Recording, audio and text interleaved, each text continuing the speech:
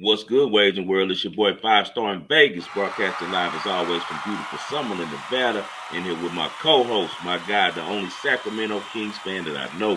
What's good, Spread Astaire? How are you today?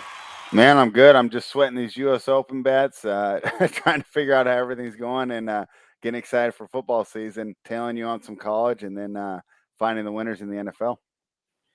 Man, it's been a crazy U.S. Open, man. We had some major upsets. We got Halep getting upset by 124th ranked Snagar. Your girl Castakina went down to Harry Dart of all people. Uh, Cerebus Tormo loses to Victoria Kuzmova in her terrible socks. Did you see those socks? What is she I doing? missed that one. I didn't watch that match, and I didn't watch her Kuzmova against got, Rogers this morning. I had Manleak on, and I know that we're all tilted about that one. brother, Kuzmova's out there with a tennis skirt on and like some black Nike socks that's up to her knees. It's Okay, I'll have to check that right. out. Just did. Speaking of fits, your girl Ostapinko uh, Hey, out there with the worst kit in tennis. okay, That but is it the worst kit in tennis currently or in tennis history? That's what you have to figure out. Whoa. Now that's a great question because it definitely ranks high in historically, because I don't know what she's doing with those designs, but hey, Big Pinko went down and it wasn't a bit like a really a upset. I say because Zing's probably the best player I want to say in China right now. Don't you think out of the young Oh, for sure. ladies? With Qian Wang, or I always say her name wrong, Wong Chung going down wrong. She used to be the best, and she's not that good anymore. And then the other ones are up and comers, but they're never consistent. Like ZU is not consistent, even though you see the Right. talent. So yeah, I mean, I think that's unquestioned. Did she get that set on Zachary? I saw she was threatening Zachary right before we She got got it. on. Yeah, they're in the Okay, so third they're set right going now. three. Yeah, Okay.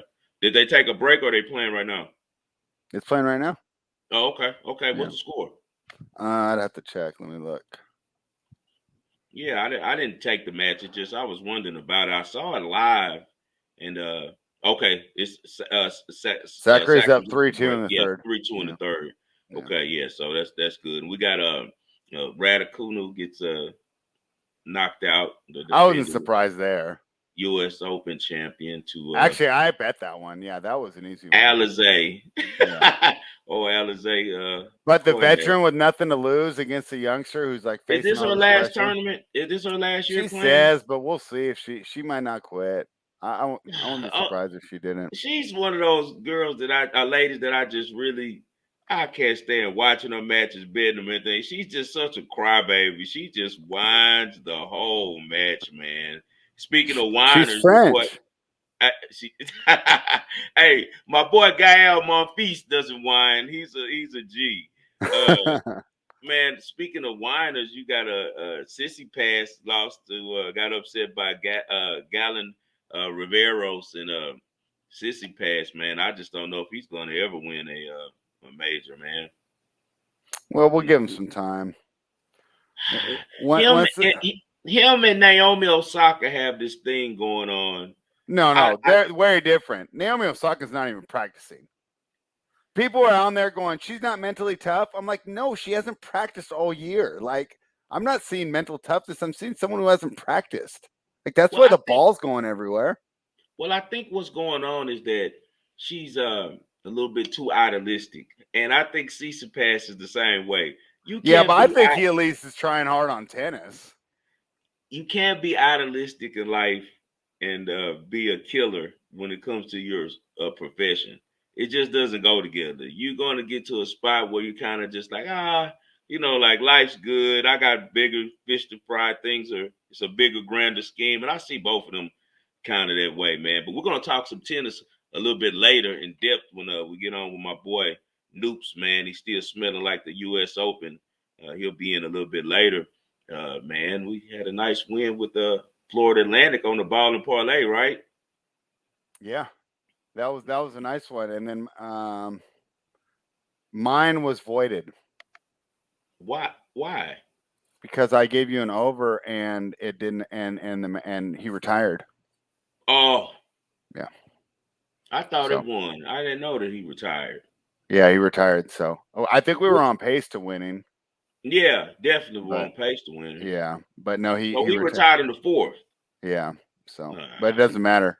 Like on that Bronzetti Davis yesterday, she's 2 points from winning, and it was over by 10 games, and you still don't get it. So yeah, I hate when yeah, they do stuff. I had a college football game that went that way. Me and the clients had Jacksonville State, who I already was very familiar with from watching them play in the FCS long time ago when the COVID went on, and when I started betting those teams in spring football when they were only teams playing spring football. And they have a great program. Had the quarterback back who's a speedster, so we knew that they could beat Stephen F. Austin. They're like plus 330. Books are slipping. Books see the first half and change the second half line to like a pick 'em. You know what I'm saying? And Stephen F. Austin's already winning.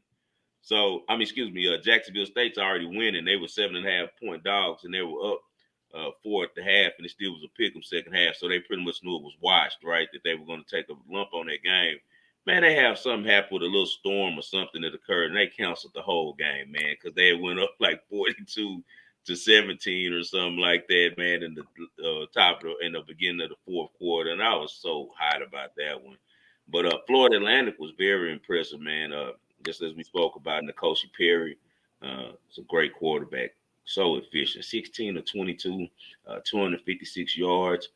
He hit seven different receivers. Surprisingly, the big time running back that they had to transfer, Johnny Ford from USF, didn't even get any run. It was Larry McCammon, and he had his way running the ball. He had 9 yards to carry.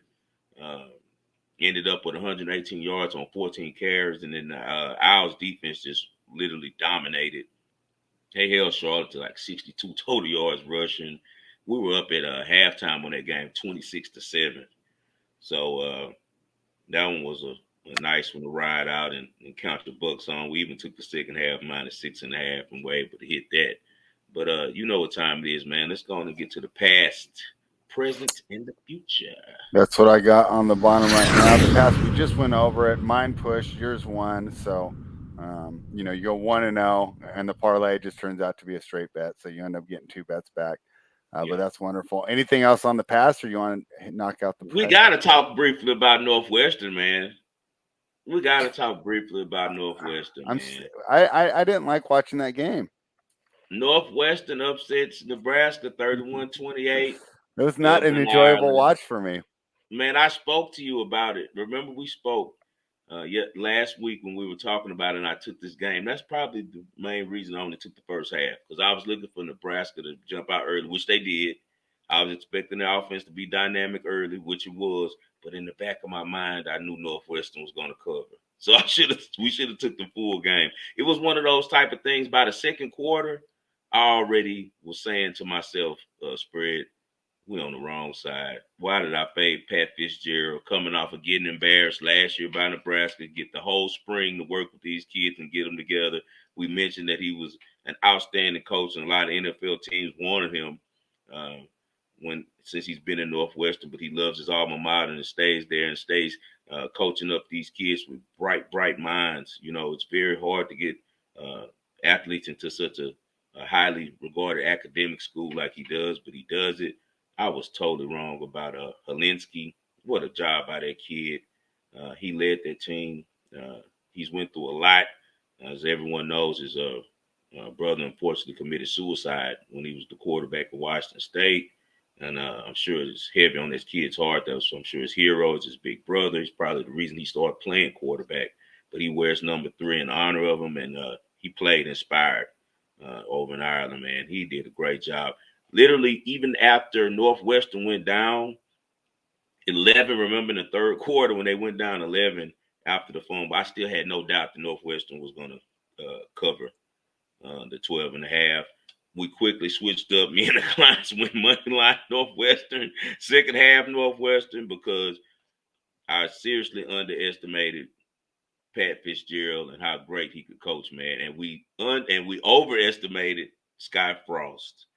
So later today, we'll for sure talk about him on kick the damn extra point, man, for sure. And that kid Evan Hall, the running back from Nebraska, uh, excuse me, for Northwestern, he's the real deal. They didn't want any parts of hitting him in the second half. The first half, he was plowing, getting 3 yards. Those 3 yards started turning to 6 yards in the second quarter. In the second half, he was just gashing the defense, and Nebraska's defensive players didn't want any contact with that kid. Question for you: is Northwestern uh, that good, or is Nebraska just still that bad? It's got to be Nebraska's that bad. How many years can Scott Frost do this, right? And I can't Right. remember the stats off the top of my head, but I was listening to a pod where they're talking about it. If you constantly lose close games in one season, okay, that could be an aberration. But every single year there, they've had a bad record in close games. Now we can attribute that to coaching. And I think that he gets pretty good players there. So he's just got no idea how to implement what he's got. And maybe time to move on. It's so weird how some of these guys get so many chances. Who's the other guy that Sarkeesian, right? Like they never win and they keep getting jobs. Like I just don't get it. Sarkisian was good. He was okay. He wasn't good at USC for the brief moment that they gave him. Where was That he ever good? Didn't he suck at Washington too? no, Washington, he was good. He was good. They made the they made a little run. What happened is he got in some trouble. But he wasn't that bad. He Sark got in wasn't trouble that because he's drunk constantly. bad. He got in trouble Oh, at USC. Do you remember when he showed up to the press conference just hammered? yeah. Yeah, he was dealing with some issues, man. Those guys have a lot of That's a pressure on nice them. way to put it. They're Very, very workaholics. diplomatic. Very They're work. diplomatic. Hey, they're workaholics, and a lot of them find themselves getting off into areas they shouldn't to make up for stuff that they're missing by being so tied into such a demanding profession, man. I know some of the coaches and stuff who are out there, man. Them and lawyers are some of the most out there guys you're gonna ever Like meet. that Dolphins assistant that was like ripping Yeah, lines in the meeting. he's freaking on the FaceTime and doing lines in the coach's office. Like, Talking to come his little on, mistress. man. But yeah, I kind of agree with you. I do think Nebraska's that bad. Um, Nebraska gets North Dakota this week, so they'll in Georgia Southern the following week. So they get 2 weeks to get back feeling good about themselves. But on September 17th is Judgment Day. Oklahoma rolls into Lincoln in 2 weeks. And from what I saw, just bet the over. Because I don't see them stopping Oklahoma at all when they play them. I don't know if they're able to cover the spread. The spread might end up being double digits or something, depending on how Oklahoma looks. But in Lincoln, we will see then what type of team we have. We got to still. Don't get me wrong, Scott Frost is horrible, but they did travel to Ireland. It's a different type of situation. First game of the year. Sometimes these teams take a while to gel, so we'll see. And then Northwestern the next 3 weeks. Their schedule is light for 3 straight weeks. All teams that they should beat. They'll be 4-0 by the time that they have to go to Happy Valley and visit Penn State on October 1st. So we'll see if Northwestern's really good or they're just dealing with an unprepared Nebraska team, like I think. Let's get to the present right now, man. All All right. right, What do we West have for that? Virginia, West Okay. Virginia versus Pittsburgh on tomorrow night, Thursday night. Okay. It's the renewal of the Backyard Brawl series spread. And it's the first meeting between these two schools since 2011. Um, Also, we got a reunion of two former USC quarterbacks, Keaton Slovis, and then West Virginia has JT Daniels. He's the well-traveled former five-star recruit, and him and Slovis were going at it for the jobs. For the job as the quarterback at SC, and Slovis beat out Daniels, and that caused his initial transfer. Um, Slovis won the job, and now he's off to Pitt to roll with Coach Pat Narduzzi. What do you think about this Keaton Slovis JT Daniels matchup? See, so here's the thing. I'm not up on college like you, so I don't know as much about the West Virginia cat, but I'm really curious to see how Slovis does well because, of course, I followed him at USC and he had high hopes. And I mean, his draft stock just plummeted last year. I mean, going Right. into last year, that's why I was watching him. Oh, this guy could be a top 5 pick. And so let's see if they can turn it around for him. I'm not a fan of JT Daniels. Um, Even when he was at SC, I always liked Keaton Slovis better. I feel like Slovis is a baller. I think he throws a very catchable ball. I think he's very in tune with the system. Pat Narduzzi is a tough coach. He probably was just giving the kid a real rough time before naming him the starter. Remember, at first he wasn't. We didn't know if he would start. He's also a loyal guy. The kid that he recruited, has been in the system. And then you got this hot shot coming in from California. You know how Pittsburgh is. It's a hard nosed program. I'm sure that the kid who's his backup was from that area somewhere. And Narduzzi was probably just trying to keep his recruiting uh, circle legit, where everybody in the circle still was saying, "Oh, well, he gave so and so a chance. He didn't just give a transfer because Pitt uh, cuts their teeth into that area out there. That's how they stay afloat. They get kids from the Pittsburgh area. But Slovis is a good quarterback, man. And more than that, Narduzzi is a good coach. I just think he has a huge advantage on Neil Brown. Neil Brown came from Troy. He hasn't done much at West Virginia. The defense has been better since he's been there. But still, in all, I just don't see them matching up with Pitt. Narduzzi is the one of the longest tenure coaches in the ACC, right behind Dabo Sweeney. He's been there now since I think 2015. Always has a solid team. They got 5 returning starting offensive linemen, and all 3 of their running backs are coming back. In college football, that's huge. So I think they'll be able to run the ball. I am interested to see how their offense looks with Mark Whipple gone. They brought in an OC, Frank Signetti. Uh, he was with Boston College last year, but he actually was the Pitt OC back in 2010-11. Now, I'm not familiar, don't have the stats in front of me on what those guys did during that period. But I did.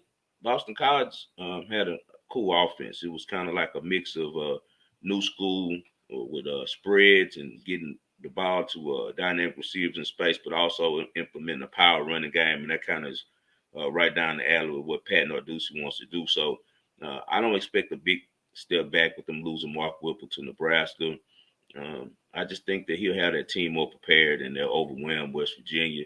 Their defense is dynamic. They got a first team D tackle, Kalijah Cansey, that's returning. They got a great D line. They have depth. 5 of the returning D linemen for Pitt have 26 sacks. So I think they're going to be able to really stop West Virginia as the game wears out. They'll be able to wears on. Excuse me. They'll be able to pull away. So I like Pitt in that game -7.5, and that's tomorrow night on Thursday. Let's get All to the right. future, man. All right. U.S. Open futures. I'll go with mine first. Mine's pretty simple. You got the hot take here. I like Coco Gauff. I've talked about it before. She was 14-1 before. She's down to 9-1 right now. If you've heard us talk about it before, you know why I like her. Great movement. Everything seems to be set for the stage for her to go ahead and take over here. The concern, of course, is her serve and the double faults, but I think she can clean that up, come past it. Movement's going to be elite. Give me Coco Gauff plus 900. And you got a dark horse. Who you got for us? Man, she's a dark horse, but right now, if she played Coco, I'd take her.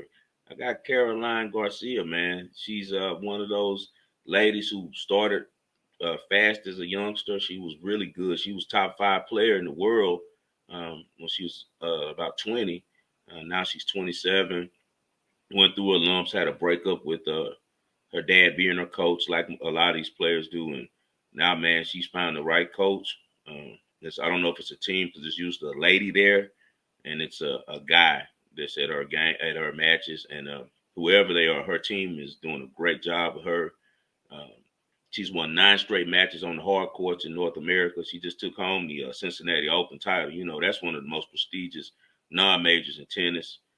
It's a 1,000, right? Spread. Yeah. Yeah, that. So that's the Cincinnati is the oldest tournament in the U.S. and a lot of the major champions that we know of have used Cincinnati as a stepping stone to go ahead and win in the U.S. Open, and I think she can follow suit. She's 16-2 in her last 18 matches. During that period, man, she's beaten some really top competition. Sabalenka, Pagula, Zachary, your girl Iga. She beat Iga on clay. That was what was so impressive. The match was on clay when she beat her, and as you know, Iga is not good on hard courts, and that's who I could see her definitely matching up with in the championship. They're on opposite sides. It's kind of laid out where they could end up meeting in the finals, and I really think Garcia can beat her on hard court, man. So I'm gonna roll with Spread. She's a dark horse, but who I see as someone who could really get this done because she's playing the best tennis on the ladies' side right now, and that's Caroline Garcia, 12-1. I think we're holding a little bit against her for what she's done the last couple of years and forgetting the type of player she started out being, and now she's blossoming and maturing, and we're seeing that she can really, really be a factor on the tour. So I'm gonna have to take that 12-1 for her to win the French Open, and that leads us into bringing in our guest, man, the mayor of Philly. He's still smelling like Flushing Meadows, and he's the host of Brown Bag Bets. Our guy, the one and only Alex Noops Christansen. How you doing, brother? It's a beautiful day in the neighborhood, gentlemen. Like you said, just got back from 2 days of being at basically a tennis amusement park. The U.S. Open is just spectacular if you're a tennis fan. A lot of great food and drinks to be had, a lot of cool stuff to do kind of outside the courts, but, on the edges. I mean, there's 20 plus tennis courts there with all the stadiums. There's spots, guys, where you can stand and watch 2, 3, 4, even 5 matches all happening at once. So it's just a great time. Yeah, great, man. So when you were there, which matches actually did you attend? Went to a whole bunch of matches. Yesterday, probably the most notable one, though, got to watch Spread's girl Ostapenko, if you will, play against the most one of my favorite electrifying players. player in the WTA. The big pink. You have to admit that was the best watch you had the whole time. 100%. It wasn't even close. I mean, if you have a chance to go see Elena Ostapenko play tennis live, go and get close. Make sure you're within earshot of her seat. Does she have a potty mouth? She did get a penalty for saying something nasty. She was arguing with the computer about where the ball was quite a bit. Was the only player that asked for multiple replays while she was out there. But I love her, man. Had a tough day overall. She's like a character. You need her in tennis, man. It was great. Unfortunately, though, fortunately for me, she loses to Zheng Qinyan, and I think you guys were talking a little bit about her already. That's one of my picks to win the tournament. I mean, if you want a real big number, I mean, she's in like the 50s, 60s at this point still. Just really love the way she looked yesterday. Has a great serve. Really did a good job keeping her head about her. It's tough to play against Ostapenko. I mean, and not just her behavior, but every time you have a second serve, Ostapenko takes 2 big steps forward. She is inside that box, right on top of it. If you put something soft in there, she's going to blast it. Sometimes right back in your face, but it's just really tough. And was excited to watch her. That was yesterday too. I watched Buskova and Noskova yesterday. That was great.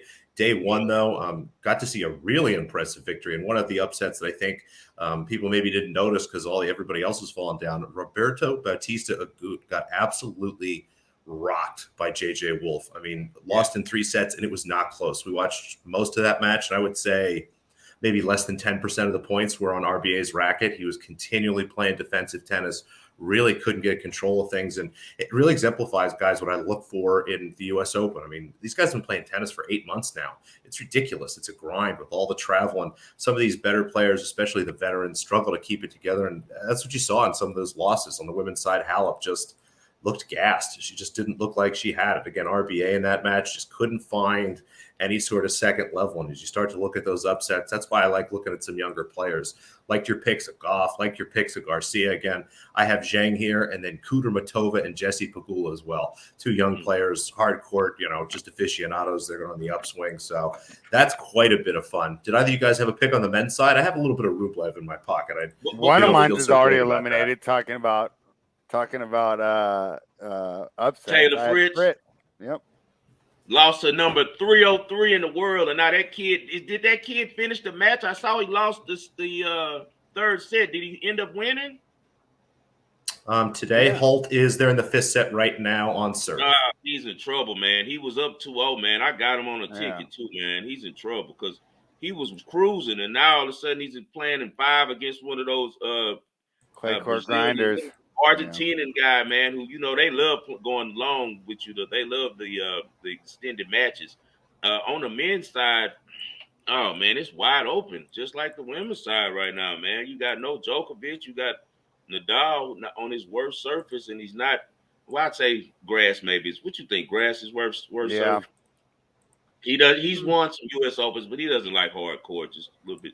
It's not really his thing. Even though he won it last year, he's the defending champion. So, but I just don't see him being able to get through. On the men's side, it's tough this year, man. It's really, really, really tough to pick a side. And, most of us, we focus on the WTA. When you were saying something about Buzkova, I want to add in real quick. It's a big match she has tomorrow with Pliskova. She's been beaten Pliskova twice. If Pliskova can overcome the younger Czech, I think Pliskova can get on the run, man. She's plus 2,800. If she gets on the run, we all know that this is her court right here. This is the type of surface that she really shines on when she's playing her game. She has some mental things going on because every now and then she gets looking like herself again, where she's spraying that forehand everywhere. But she's been, having to struggle to get through matches with a lot of players who are not as good as her. So what do you think about Pliskova real quick before we get to the men's? I was really put off by her performance in Cincinnati. I mean, those courts specifically should be perfect for what she did. She comes out against Elise Mertens, has a lead in the first set, basically quits halfway through the tiebreaker, and doesn't do anything in the second set. So just really kind of weirded out by that. And I think she just has a tough draw. Gets through her first match. I mean, Lynette should be an easy 2-0 win for her. Had to win that in a third set tiebreaker. She's got Buzkova. That's going to be tough. Either Bencic or Kirsteyer in the next round are two women that have beaten her before. After that, you're looking at maybe Azarenka, maybe Kostyuk. I don't know if Badosa will still be around. It's just at every single level, she has someone that is not only a tough matchup, but has beaten her before. So it could happen. I just don't know if she has it in her mentally to get through that kind of, run. Yeah, I don't know if it's mental or if it's just being old. I think it's harder for her to bring her best every time. The Cincinnati didn't bother me as much because she's a banger. We think that she does better on quicker surfaces, but we forget that she's so slow. A lot of times she's not able to get into her wind up in her position correctly. She actually does better on slow surfaces because she hits so hard that she can hit through either in the slower surfaces, but it gives her more time to set up. I agree with you about the draw, though, because Bencic and Kirsteyer are the two players that are her worst matchup. Someone that's just going to keep getting it back regardless and kind of put her fitness and her mental fortitude to the test. I think she rather would play against, like a power player like a Penko or a Nisimova or something with the quick points. But, yeah, I mean, Pliskova could get hot. The only other concern is if she did get on a run, you got to definitely hedge in the final because you got to worry about her in the finals. Let me ask you another WTA question because, we wanted to bring you on. We're in a hurry, but I wanted to respond to this. 5 stars not high on Iga on the hard courts, but I disagree. I think she's going to be fine on the hard courts, and I think by the French Open, she'll have a champion. I think she'll either win here or she's going to win in Australia, just because I think she's head and shoulders above the field. What are your thoughts on Iga, and then also touch on our futures with Coco and Caroline Garcia?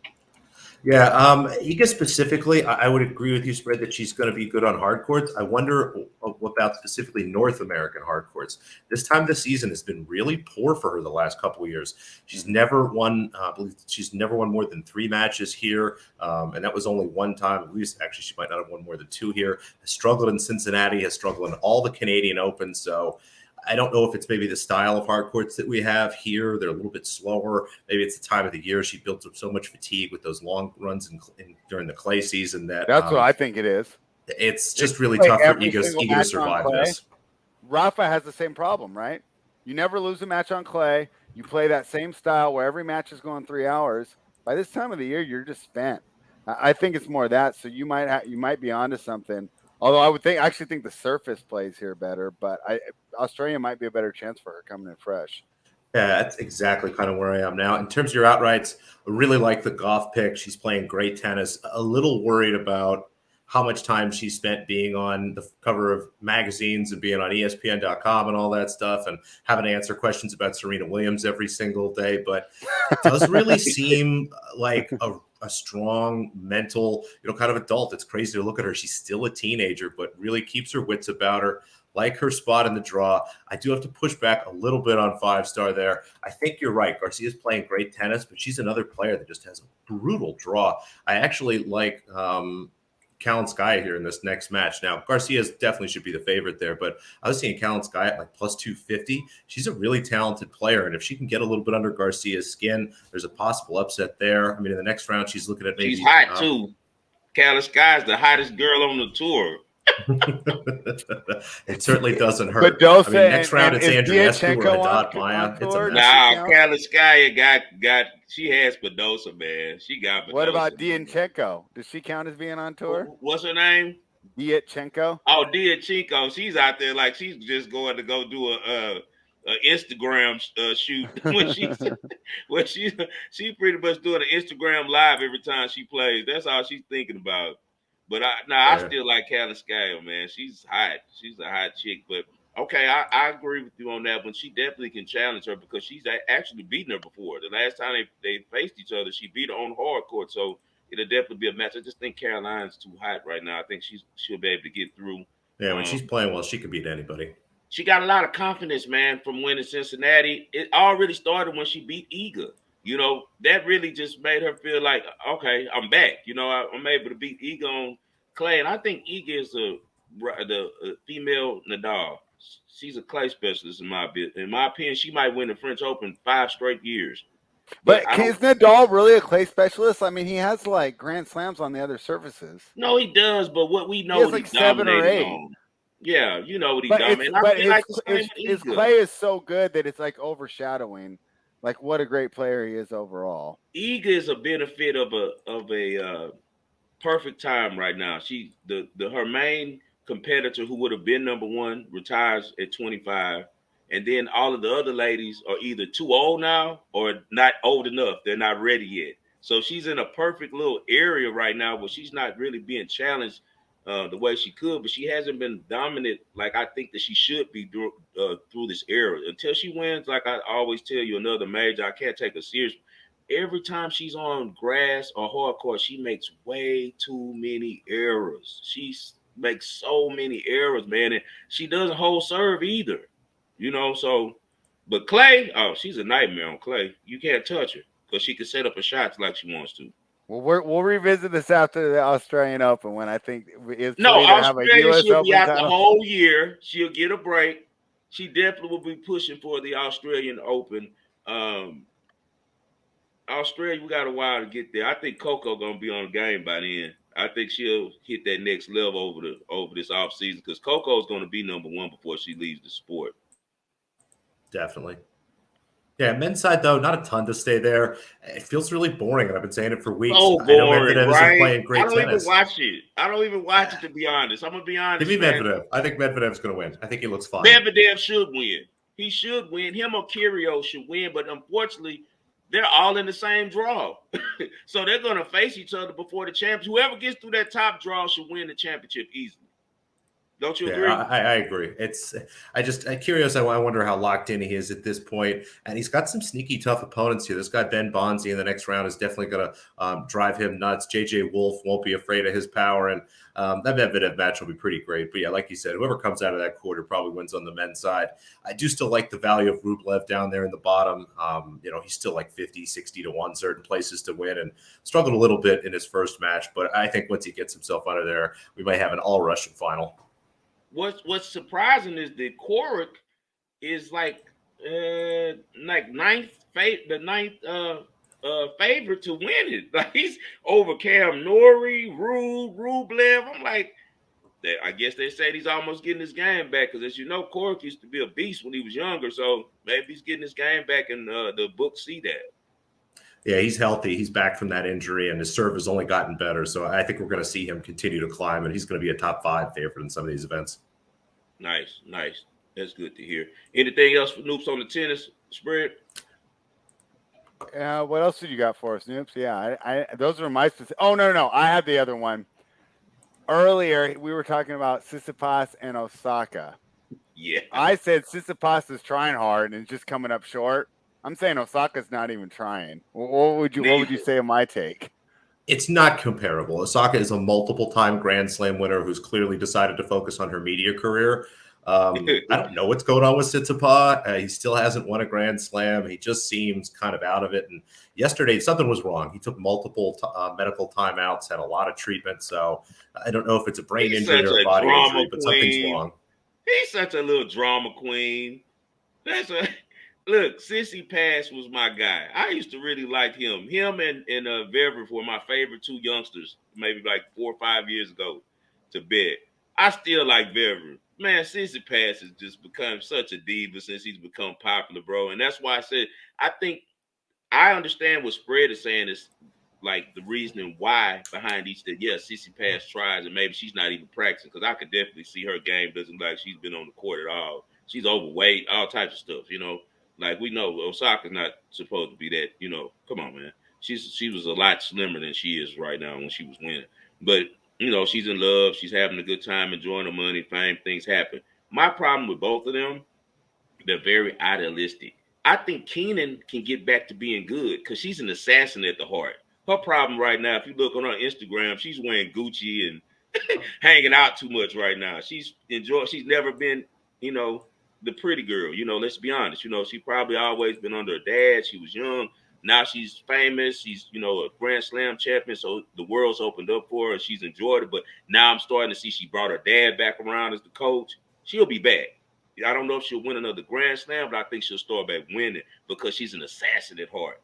I don't see that with Sissy Pass or with Osaka. I think they're too idealistic. If you go look at Sissy Pass's Instagram, bro, or watch his Twitter, I do a lot of this with these tennis players. I go see what they're doing personally. Is your page like Boost Cove? It's all tennis. If you go there, like it's no guys, it's no fun, it's nothing, it's just tennis. You know what I mean? And that makes you say, oh, okay, she's focused. Then you got these other people like Sissy Pass. He might be on a sailboat with like his shirt off, you know, out there with some little quote about the world is meaningless and stuff like that. So I just feel like he's just him and Osaka off into other things. And if you're playing tennis, as we both know, you have to give your life to tennis in order to be number one. We've seen that with Nadal. He's giving every limb of his body. He can't even, when he's finished playing, he's going to be a mess because he leaves it all out there. Federer's a little smarter. Federer's like, nah, I'm not going out like that. I'm going to keep my health and I'm good, you know? So yeah, no, it makes perfect sense. I think it is comparable to say that I would assume either of them are going to be doing anything great on a tennis court until we really see it. Yeah, I don't see it anytime soon. What you think about the football coming up? I know you've been doing some NFL on brown bag bets. What you got coming up? You got any preseason props for the coming season? Nothing too crazy yet, just kind of dusting off my first touchdown scorer model. I will say, I think that you look at some of these teams, I really struggle with. Shoot, I can't remember the name of the team. It's pretty early. I'm really high on the Eagles. It's one of my favorite things to do. I listen to Eagles radio. That town? Well, so I listen to Eagles radio. They're not high on the Eagles this year. The Philadelphia fans are sure that Jalen Hurts is not the guy. It's, it's just going to be silly. But I go back and look. It just looks like a really strong team. They have a top 5 offensive line, a top 5 defensive line. All Hurts has to do is be not bad, which we've seen him do before. And then the other team, I for some reason, I couldn't pull the Seattle Seahawks out of my head at first. Bet them to have the worst record in the NFL. That team stinks out loud. It's only going to get worse, and there's just nothing they could do to make it better. So I was seeing that, I think, around like 7-8 to 1 or something for them to be the worst record. That was probably my favorite one. Man, you guys just got a steal from my squad, man. I can't believe the Saints gave you guys CGJ, man. I'm really upset about that. He's going to bring so much energy to you guys' locker room and to that defense. This guy is all work, and then he has a great time doing it. He's an awesome player. He was the best slot cornerback in the league last season. I don't know what the hell Mickey Loomis was thinking. I know he probably upset them because he's really outspoken. He probably went to the office and cussed them out about the extra amount of money that he deserved that they didn't want to give him.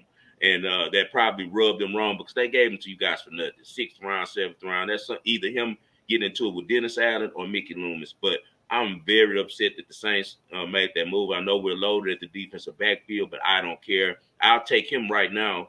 And a lot of people probably don't agree, but I'm telling you from watching as a Saints fan every game, I'll take CGJ right now over Honey Badger. So You never have too many defensive backs in the sunset of his career. He's still good, but he doesn't have the speed and explosiveness that CGJ has. So CGJ is like Honey Badger when he was young. That's the thing what people don't understand. And you guys are going to really benefit from it. You have a really smart coach and a smart GM. So you guys are going to do well. I expect a lot from the Eagles. Jalen Hurts, one of those guys. He's a try-hard man on top of being athletic. So that's going to help him a lot. He's one of those dudes going to be there early. He's going to work out. He's going to do the right things off the field. His dad was a coach. His dad coached him in high school. He comes from a really good background. He's from Houston as well. He's from North Houston, from Channelview. And that kid is the type of guy you want to build your foundation around, man. So I look for big things out the Eagles as well. I definitely see them winning the NFC East. Anything else for Noops Spread? No, that's it, man. I'm glad you got to have the Ostapenko experience live. Me too. I'm a little jealous, but now if you get any pets, you'll know who to name them after. Oh, man. Hey, Daria didn't work out too well for you this week. So I'm so pissed that she played that Granby now. Yeah. She just looked dead. It was like, oh, cool, go win a 250, and then we get all hype. To Harriet Dart. Unbelievable. We'll see. There's always next year's spread, but yeah, that's all I got, boys. Thanks. All right. Talk to you soon, Alex.